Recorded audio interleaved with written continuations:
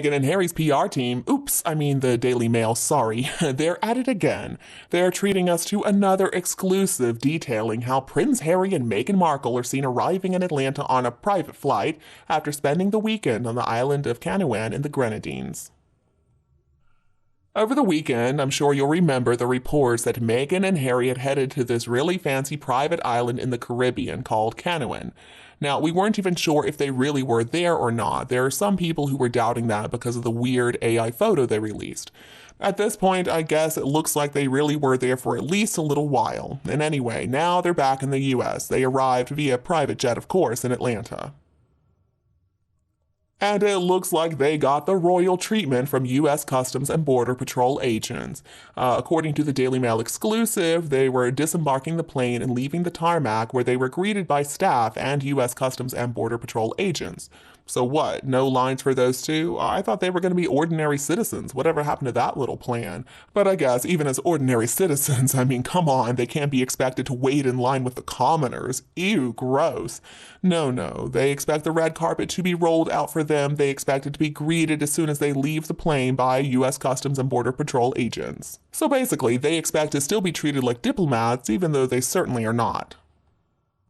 And the Daily Mail is pulling out all the stops for the gruesome twosome, reporting that Meghan, 42, was sporting a post-vacation glow, and she came prepared for the cooler Atlanta weather in a black long-sleeve maxi dress, brown slip-on sandals, and a blue scarf.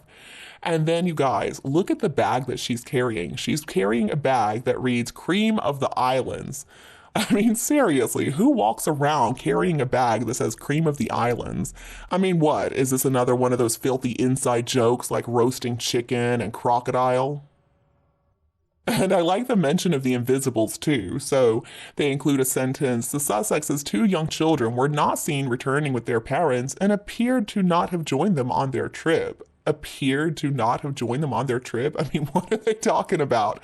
Either the children are with them and that much is obvious, or the kids are not with them, and again, that much is obvious. Where would Meghan and Harry have hidden them if they came with them on this trip? In their suitcases? And then we get to the question of why Meghan and Harry are landing in Atlanta anyway. Now, I know Atlanta is a huge hub for so many airlines, but let's remember, Meghan and Harry only fly via private jet. So why would they need to stop in Atlanta? Oh, I know. Because we are expected to assume that Meghan has some business in Atlanta. I'm sure you haven't forgotten. We've been hearing about this new business venture that Meghan is about to unveil.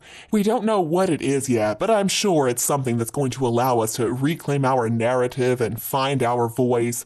It's bound to empower communities and really make a difference in terms of equality.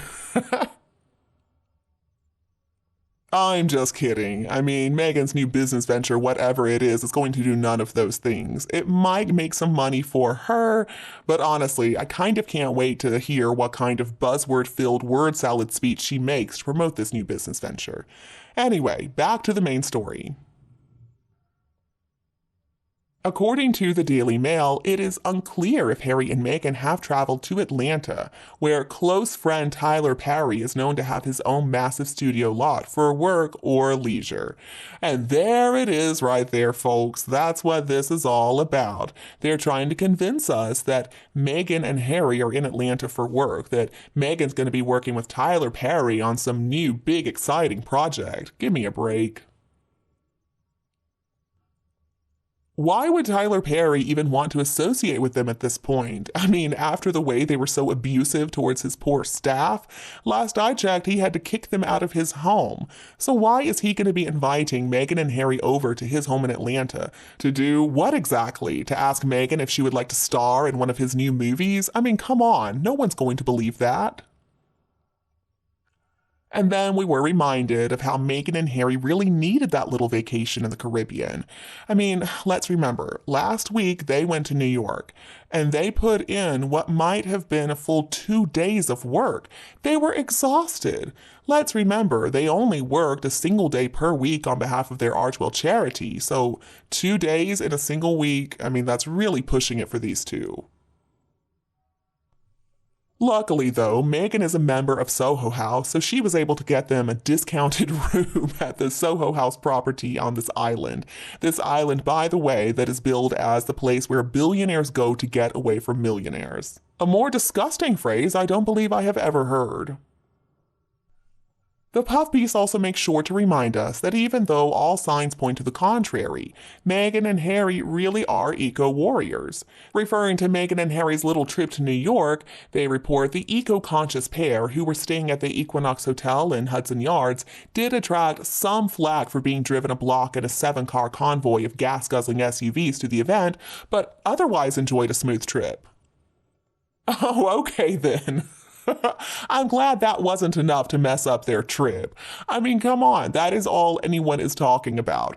I mean, okay, to be fair, that's not all that people are talking about. They're also talking about the word salad speeches, and they're talking about Meghan's weird way of hugging people who obviously do not want to be hugged by her. But most of the focus has been on the fact that they claim to be these eco-warriors, but they thought that it was necessary to hire 7 SUVs to accompany them on their trip that was a total of about 200 feet. Now, about the convoy, there are a few different explanations for what was really going on there. Now, in the beginning, I was mistaken. I thought those were somehow related to NYPD, but apparently no. Those vehicles were privately owned and they were privately hired. Some people were even saying that Meghan and Harry just hired some Ubers. Honestly, I wouldn't be surprised. Now, other people were saying that, in fact, those cars were following the Surgeon General. It had nothing to do with the gruesome twosome at all. Again, I would absolutely believe that. I've been a little busy with some family stuff lately, so I didn't have time to really look into that story, but please, if you figured out what was up with those vehicles, let me know. Was it really just Ubers? Were they really following the Surgeon General? I gotta know. Isn't it funny, too, to think about how Harry has filed lawsuits against British press for supposedly invading his privacy? But on almost a daily basis, we are getting these ridiculously over-the-top, flattering puff pieces about the gruesome twosome on the Daily Mail. I mean, Harry, either you want the publicity or you don't. Obviously, Harry also wants the attention. He wants the publicity. I find it hard to believe that it's Meghan pushing all these puff pieces out there. Harry has to be agreeing to all this nonsense. And if he really wanted privacy, he could have privacy. Meghan and Harry themselves are why we keep seeing their names in the news all the time. And I know what their excuse is going to be. We gotta take back the narrative. No, you don't. Just let the narrative die down. We don't want to hear any narrative about you at all. But then, what would the narcissist do without any attention? I mean, she would shrivel up and die. She needs it. It is her oxygen. And that is why, at the end of the day, it doesn't matter what we do. Because even if we stop talking about them, even if we stop calling them out on their BS, we are still going to see their names in the headlines on almost a daily basis. I don't know about you, but for me it is becoming increasingly clear why the two of them cannot just shut up and lay low. It's because they literally can't. They are addicted to the fame. And it looks to me like this addiction is not easily cured.